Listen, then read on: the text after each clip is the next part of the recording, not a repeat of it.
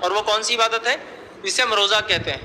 صبح سے لے کر مطلب سورج نکلنے سے لے کر سورج غروب تک ہم بھوکے رہتے ہیں, پیاسے رہتے ہیں, کوئی چیز کھاتے پیتے نہیں, یاد رکھیے ٹھیک. 100% جس کو کہیں گے ایبسٹیننس جس کو کہیں گے, دور رہتے ہیں ہر کھانے اور پینے کی چیزوں سے ٹھیک. لیکن روزہ صرف فزیکل بھوکے رہنے کا نام نہیں, یہ بات بھی غلط فہمی لوگ. روزہ حقیقت میں ہم بھوکے اس لیے رہتے ہیں کہ روحانی اعتبار سے اسپریچول ڈیولپمنٹ ہم میں ہو, اس لیے ہم فزیکلی جو ہے بھوکے رہتے ہیں. لیکن اگر ہم بھوکے رہیں اور اس کے بعد روزے نے ہمیں کوئی چینجز نہیں لائے, بلکہ روزے میں اور چڑچڑاہٹ بڑھ گئی, عام دنوں میں تو کام کرتے, روزے میں کام بھی نہیں کرتے, اور بہت غصے میں ہے بہت سے, لیکن روزہ ہے نا تو اب کچھ نہیں بول سکتے, تو پھر اس کا مطلب روزہ ہمیں وہ چیز نہیں لا پایا جس کے لیے وہ دیا گیا تھا.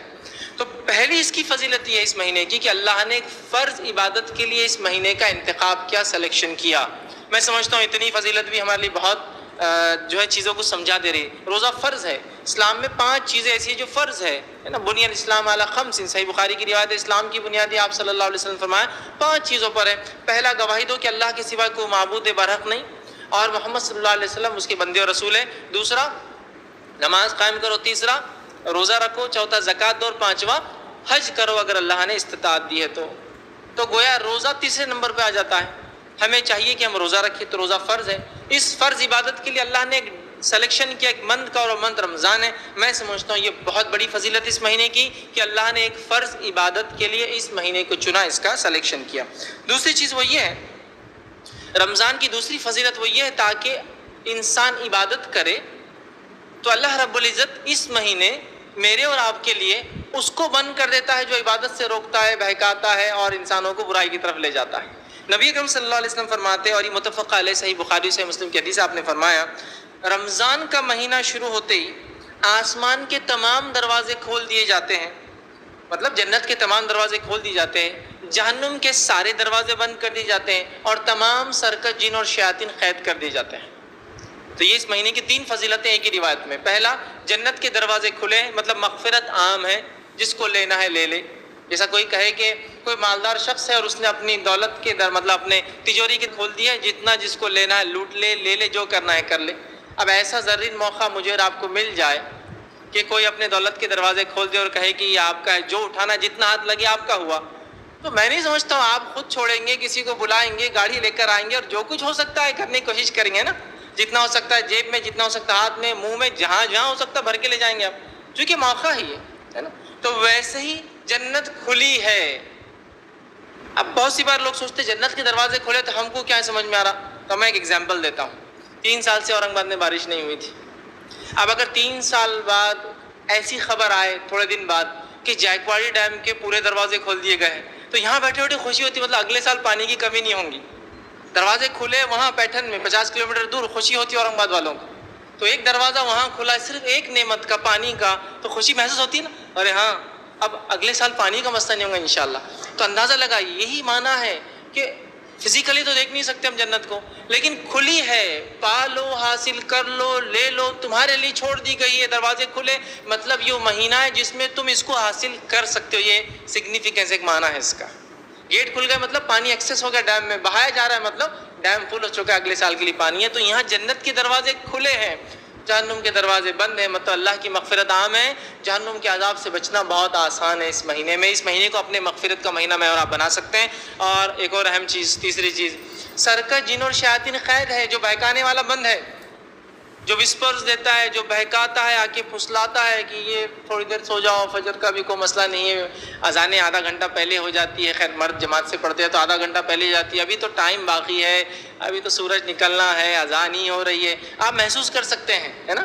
اسی طرح جو ہے ٹی وی دیکھتے بیٹھے ہیں, کبھی تو ایک سین اتنا چلے جائے تو فلاں چیز مل جائیں گی, اٹھتے ہیں اٹھتے ہیں اٹھتے ہیں اٹھتے ہیں, اور اس نماز کا وقت چلا جاتا ہے. تو بہکانے والا بھی نہیں ہے. مطلب دیکھیے, اگر کوئی بہکانے والا شیطان کھلا ہوتا تو پھر اعمال میں کہیں نہ کہیں کوتاہی آ جاتی تھی. اب شیطان بھی بند ہے, تو اللہ نے ایک پروویژن بھی دیا کہ دیکھو تم اعمال کر سکتے ہو, بہکانے والا بند ہے. اب اگر کوئی یہ کہے کہ رمضان میں بھی تو لوگ گناہ کرتے ہیں, یہ 11 منتھس کی شیطان کی ٹریننگ کا نتیجہ ہے. ابھی تو بند ہے وہ, لیکن سکھا کر چھوڑ کر چلا گیا, تو اس کے اثرات تو باقی ہوتے ہیں, لیکن حقیقت میں ابھی موجود نہیں, بند ہے. تو یہ اس کے 3 فضائل دیکھیے کہ روایت میں آ رہا ہے. اسی طرح اس مہینے کی فضیلت میں یہ آتا ہے, اس ماہ کیا گیا عمرہ حج کے برابر ثواب دیتا ہے. تو کتنی بڑی بات ہے. اللہ نے جس کو موقع دیا، مال و دولت دی، ضرور عمرہ کرے اس مہینے میں۔ اسی طرح اس مہینے کی فضیلت یہ ہے کہ قیامت کے دن، یہ جو مسند احمد کی روایت ہے، قیامت کے دن روزے دار کی سفارش کرنے والا ہے۔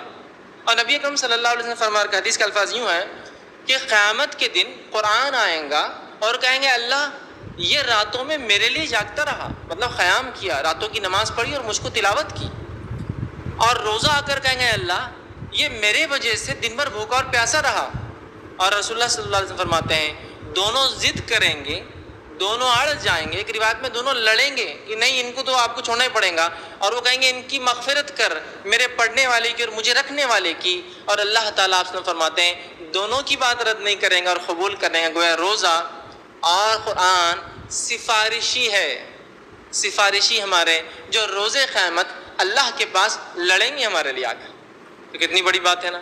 تو اس روزے کو ہم مکمل کریں گے جیسا اس کا حق ہے، تلاوت قرآن کریں گے، راتوں میں جاگیں گے، اس کو پڑھیں گے، یہ دونوں چیزیں آ کے اللہ کے سامنے آڑ بن جائیں گی اور ہمارے مغفرت کا ذریعہ بن جائیں گی۔ بہت سارے لوگ سفارشی ڈھونڈتے ہیں کسی کام کے لیے، اللہ رب العزت قیامت کے دن جو حقیقی سفارشی بتا رہا ہے، ہمیں چاہیے کہ ان سفارشیوں کو واقع میں اپنے حق میں کر لیں، اتنا قرآن پڑھے کی گواہی دے، اور اتنے روزے اور ایسا مکمل روزہ رکھے جیسا حق ہے تاکہ یہ گواہی دے ہمارے لیے، ٹھیک ہے۔ تو یہ دونوں سفارشی ہے ہمارے۔ آگے آئیے، روزے کے اجر کے تعلق سے نبی اکرم صلی اللہ علیہ وسلم فرماتے اور کہتے ہیں، یہ صحیح مسلم کی روایت ہے کہ روزے کے لیے حدیث قدسی ہے۔ حدیث قدسی اس حدیث کو کہتے ہیں جو اللہ تعالیٰ سے نبی اکرم صلی اللہ علیہ وسلم سیدھے روایت کرتے ہیں، پہلا راوی اللہ تعالیٰ ہوتا ہے کہ تمہارا رب تم سے فرماتا ہے اللہ نے مجھ سے کہا۔ جب بھی ایسی حدیث آئے سمجھ لیجیے حدیث قدسی ہے۔ تو آپ صلی اللہ علیہ وسلم فرماتے ہیں کہ روزے کے تعلق سے اللہ فرماتا ہے فَإِنَّهُ لِي، روزہ میرے لیے ہے، وَأَنَا أَجْزِي بِهِ، اور اس کا اجر میں ہی دوں گا۔ تو روزہ کس کے لیے؟ اللہ کے لیے ہم رکھتے ہیں، تو اس کا اجر کون دیں گا؟ اللہ تعالیٰ دیں گا۔ اب آئیے اس بات کو تھوڑا سا سمجھنے کی کوشش کرتے ہیں۔ فار ایگزامپل، مثال کے طور پر سمجھ لیجئے میں اس شہر کا ایک مالدار انسان ہوں، اور میں آپ سے کہتا ہوں کہ اگر میرے ایک کام کے لیے آپ وسیلہ بن جائے، میرا کام کر دیں تو میں کچھ دوں گا۔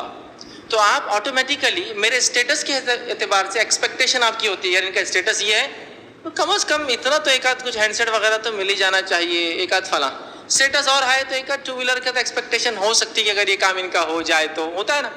اب اورنگ آباد شہر کا سب سے مالدار انسان کہے کہ یہ کام کر دیا تو کچھ دوں گا، ایکسپیکٹیشن چینج ہو جاتی ہے آپ کی۔ مہاراشٹر کا سب سے مالدار انسان کہے کہ آپ کو کچھ دوں گا، ایک کام کیا، ایکسپیکٹیشن بڑھ جاتی ہے۔ انڈیا کا سب سے مالدار انسان کہے کچھ دوں گا، دنیا کا سب سے مالدار انسان کہے کچھ دوں گا، تو ایکسپیکٹیشن کتنی ہائی ہوتی ہے نا۔ اللہ کہہ رہا ہے روزہ رکھو کچھ دوں گا، ایکسپیکٹیشن کم از کم یہ تو ہو سکتی کہ سب سے چھوٹی جنت تو ہونا ہم کو۔ کوئی پلاٹنگ کرنے والا اگر پلاٹنگ نکالتا ہے اپنی زمین میں تو اس کو ساتھ دینے والا سوچتا ہے سب سے چھوٹا پلاٹ تو بھی کم از کم مجھے ملنا چاہیے، ہوتا ہے نا۔ بٹ نیچر ہے چونکہ اس کے پاس جو چیز ہے وہ پلاٹس ہے، وہ بھی دے سکتا ہے آسانی سے۔ تو اللہ تعالیٰ کہہ رہا ہے روزہ میرے لیے ہے تو بندو اجر میں دینے والا۔ کیا ایکسپیکٹ کرتے اللہ سے ہم لوگ؟ کم از کم اپنی مغفرت، اس کا معنی ہے کہ جنت، کم از کم کچھ نہیں تو سب سے چھوٹی جنت۔ اور سب سے چھوٹی جنت کے تعلق سے حدیث میں آتا ہے وہ دنیا کے، ہمارا جو گلوب ہے دنیا سے 10 گنا بڑی ہوں گی، سب سے اسمالسٹ، سب سے چھوٹی جنت جو سب سے آخری انسان کو ملیں گی وہ کتنی ہوں گی؟ دنیا سے 10 گنا بڑی، 10 ٹائمز اس سے بڑی، سب سے اسمالسٹ ہے، یاد رکھیے۔ بڑے بڑے کتنے ہوں گے اس کا اندازہ نہیں لگا سکتے ہم، ٹھیک۔ تو بہرحال کم از کم یہ تو امید ہے گناہ گار بندہ کر سکتا ہے، اللہ مغفرت تو مل جائیں گی، چونکہ آپ نے کہا فَإِنَّهُ لِي، روزہ آپ کے لیے تھا تو میں نے رکھ کے آیا، اب اس کا اجر مجھے دیجیے۔ تو کیا ایکسپیکٹیشن؟ یہ ہماری مغفرت کر دے، جنت دے، جنت میں اعلیٰ سے اعلیٰ مقام دے، کچھ نہ تو گناہ گار بندہ یہ تو تصور سب سے چھوٹی جنت تو ملیں گی۔ تو گویا اللہ کہہ رہا یہ میرے لیے ہے، میں اس کا اجر دینے والا ہوں، لیکن حدیث میں کنڈیشن آتی ہے۔ کیا کنڈیشن ہے سنیے، میں اس کا جزا دوں گا۔ روزہ آنکھ سے ڈھال ہے، لہٰذا جس روز تم روزے سے ہو فحش گوئی مت کرنا۔ کنڈیشنل ہے تھوڑا سا، کس کو مغفرت ملیں گی؟ کنڈیشن فرسٹ، فحش گوئی نہ کرے، گندی بات نہ کرے۔ آگے فرمایا بیہودہ کلامی نہ کرے۔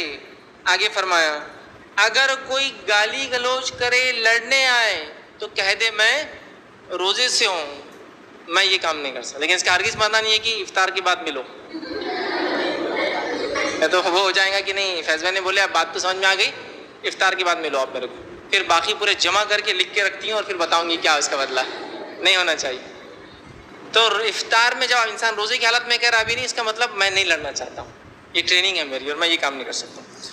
تو وہ کہہ دے اشارے سے کہ میں روزے کی حالت میں ہوں۔ پھر فرمایا اور کہا روزے دار جو ہے، اور آپ نے فرمایا اس ذات کی قسم جس کے ہاتھ میں محمد صلی اللہ علیہ وسلم کی جان ہے، روزے دار کی منہ کی ریح ہوا اللہ تعالیٰ کو مشک کی خوشبو سے زیادہ پسند ہے۔ روزے دار کے لیے دو خوشیاں ہیں جس سے وہ خوشی حاصل کریں گا، ایک روزہ رکھنے کے بعد افطار کی خوشی، دوسرا جب رب سے ملیں گا تو اس کے اجر کی خوشی۔ تو روزے کا اجر تو اللہ دیں گا، لیکن کنڈیشنل ہے، کوئی بھی غلط کام اس پہ ہم سے نہ ہو پائے، اور 30 ڈیز تک جب کوئی غلط کام دن میں نہیں ہو رہا ہے، انسان احتیاط کر رہا ہے، رات میں تلاوت قرآن، تراویح، تہجد، سحر اور تمام چیزیں، تو 1 منتھ کی ٹریننگ انشاءاللہ زندگی بدلنے کے لیے کافی آئی ہے۔ اسی طرح روزے کی فضیلت یہ ہے کہ متفقہ علیہ صحیح بخاری صحیح مسلم کی روایت ہے، اور روزے دار کے لیے جنت کا اسپیشل ایک ڈور ہے جس کے ذریعے وہ گزرنے والے ہیں۔ جنت کے 8 دروازے اور جہنم کے 7 دروازے ہیں، چونکہ اللہ کی رحمت اس کے عذاب سے زیادہ ہے، اس کے غضب سے، اس لیے جنت کے دروازے 8 ہیں اور جہنم کے 7 ہے، اور جنت کا ایک ایک دروازہ 1250 کلومیٹر سے زیادہ کا ہے۔ حدیث میں الفاظ ہے مدینہ سے لے کر بصرہ شہر جتنا ہے اتنا ڈسٹنس ایک ایک جنت کا دروازہ ہے۔ تو ایک دروازہ اس میں ریان نام ہے اس کا، وہ دروازہ خاص ہے کس کے لیے؟ روزے داروں کے۔ آپ نے فرمایا روزے قیامت روزے داروں کے لیے خاص دروازہ، اس کا نام ریان ہے، اور روزے دار اس سے گزرنے والے ہیں۔ اب آپ کہیں گے جنت میں تو کوئی بھی دروازے سے چلے جائے، کیا ہے، جانا ہے، بس حاصل کرنا الٹیمیٹ سکسیس ہے، لیکن اس کی بھی پیچھے بڑی بڑی حکمت ہے۔ آئیے میں ایک مثال دیتا ہوں پھر بات سمجھنے۔ میرے گھر کے اندر 4 دروازے ہیں، مین گیٹ ہوتا ہے، پھر اندر دروازے ہوتے ہیں۔ ایک دروازہ ہوتا ہے جو ریگولر ڈور ہوتا ہے، ایک دروازہ ہوتا ہے جو کبھی کچھ خاص مہمان تو کھلتا ہے، وہ کھلتے آس پڑوس والے سمجھ ہاں کچھ تو بھی بچی کا رشتہ آیا ہے فلاں کچھ تو بھی ہوا، وہ دروازہ کبھی نہیں کھلتا ہے۔ ایک دروازہ سرونٹ ڈور ہوتا ہے پیچھے سے، اس میں سے گھر کا مالک نہیں داخل ہوتا کبھی، وہ کام والوں کو بولتا ہے ادھر سے نہیں آنا ادھر سے آؤ۔ ہر دروازہ کسی نہ کسی اسٹیٹس کو چھلکاتا ہے، کون ہے گزرنے والا۔ ریگولر ڈور کوئی بات نہیں، ارے وہ دروازہ، ارے کوئی مہمان خاص آیا، وہ دروازہ کھولتے نہیں تو وہ عید کے دن کھلتا، رشتہ آیا تو کھلتا، فلاں ہوا تو کھلتا، ایم ایل اے آیا تو کھلتا، وہ دروازہ عام طور سے نہیں کھلتا۔ تو ہر دروازہ ایک اسٹیٹس شو کر رہا ہے آپ کو۔ تو ریان ایک دروازہ ہے، اس سے روزے داروں کا اسٹیٹس پتہ چل رہا ہے۔ بتانے کا مقصد یہ کیا اللہ کے پاس اتنا ہائی اسٹیٹس ہے روزے داروں کا کہ ایک دروازہ ہی مختص خاص اسپیشل کر دیا، ڈیڈیکیٹڈ ڈور ہے ان کے لیے۔ وہاں سے جانے والوں کو فرشتے سمجھ جائیں گے کہ کثرت سے روزے رکھنے والا تھا یا روزے رکھنے والی تھی۔ تو کون ہے ایسا جو مخصوص اور خاص دروازوں سے گزرنا نہ چاہیں گا؟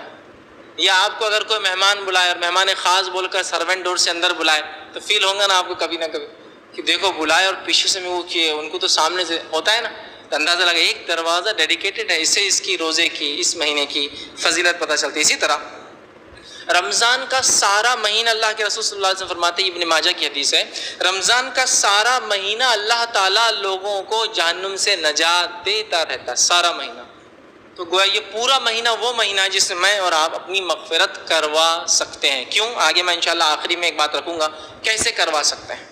تو اس مہینے مغفرت کروا سکتے ہیں، اس لیے اللہ تعالیٰ روز آزاد کرتا ہے۔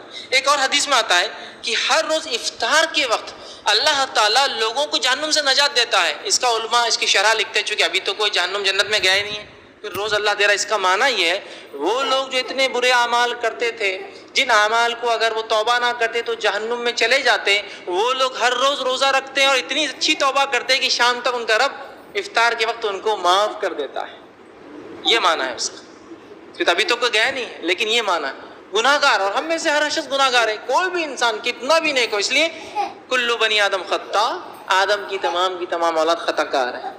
وخیر الخطائین التوابون، سب سے بہترین وہ ہے جو توبہ کرتے ہیں۔ یہ نبی اکرم صلی اللہ علیہ وسلم کی حدیث ہے۔ ہر انسان خطا کار ہے۔ تو بہرحال تو ہر روز ہم اتنے اچھے اعمال کر سکتے ہیں اس مہینے میں کہ اپنی مغفرت کروا سکتے ہیں، یاد رکھیے کروا سکتے ہیں۔ تو کیوں نہ اس مہینے کو مغفرت کا مہینہ بنا دیا جائے۔ اسی طرح آئیے رمضان میں قیام اور سیام کرنے والا اس کا کیا ہوگا؟ تو نبی اکرم صلی اللہ علیہ وسلم فرماتے ہیں، یہ جو ہے ابن خزیمہ کی حدیث ہے، ایک بار ایک شخص آیا نبی اکرم صلی اللہ علیہ وسلم کے پاس اور کہا اللہ کے رسول، اگر میں نماز قائم کروں، گواہی دوں کہ اللہ کے سوا کوئی معبود نہیں ہے، برحق نماز قائم کروں، روزہ رکھوں، زکوٰۃ دوں، تو میرا حساب کس کے ساتھ ہوگا آخرت میں؟ اس عبادت میں اس نے ایک تو توحید، اللہ کو ایک ماننے کا اقرار، دوسرا صلاح، نماز، روزہ اور زکوٰۃ کا سوال کیا۔ تو نبی اکرم صلی اللہ علیہ وسلم فرمائے اگر تو توحید پر چلتا ہے، نماز قائم کرتا ہے، روزہ اور زکوٰۃ دیتا ہے، تو روز قیامت تیرا حساب اور کتاب جو ہے جو ہوں گا، آپ سے فرماتے ہیں حساب و کتاب صدیقین اور شہداء میں ہوں گا. اور صدیقین اور شہداء نیکسٹ 2 درجے ہیں انبیاءوں کے بعد والے. 4 درجے انبیاءوں کے بعد 3 درجے ٹوٹل. فرسٹ سٹیٹس انسانوں میں سب سے ہائیسٹ لیول ہے وہ انبیاء. اس کے بعد سیکنڈ سٹیٹس ہے صدیقین, تھرڈ سٹیٹس ہے شہداء, اور فورتھ ہے صالحین. تو سیکنڈ اور تھرڈ کیٹیگری مطلب میرٹ میں تو نہیں ہوگا لیکن ڈسٹنکشن اور فرسٹ کلاس میں چلا جائے گا, چونکہ وہ تو انبیاءوں کے لیے اسپیشل ہے نا وہ. تو ہم سیکنڈ یا تھرڈ کیٹیگری میں ہو سکتے ہیں نتیجے کے اعتبار سے. اب کسی انسان کو یہ کہہ دیا جائے کہ اتنا سلیبس ہے, اتنا پڑھنا ہے, اتنے کوشچنس ہے, کوشچنس بھی ڈسپلے کر دیا جائے, آنسرز بھی بتا دی جائے, اور کہے کہ بس اگر اتنا لا لو تو پرسنٹیج ہی ملے گا. اگر اتنا بھی کوئی نہ کر پائے تو اس سے زیادہ گناہگار, احمق, بیوقوف, کمتر, کمزور, بد نصیب, بغیر عقل والا انسان نہیں ہو سکتا. ٹھیک, اب آئیے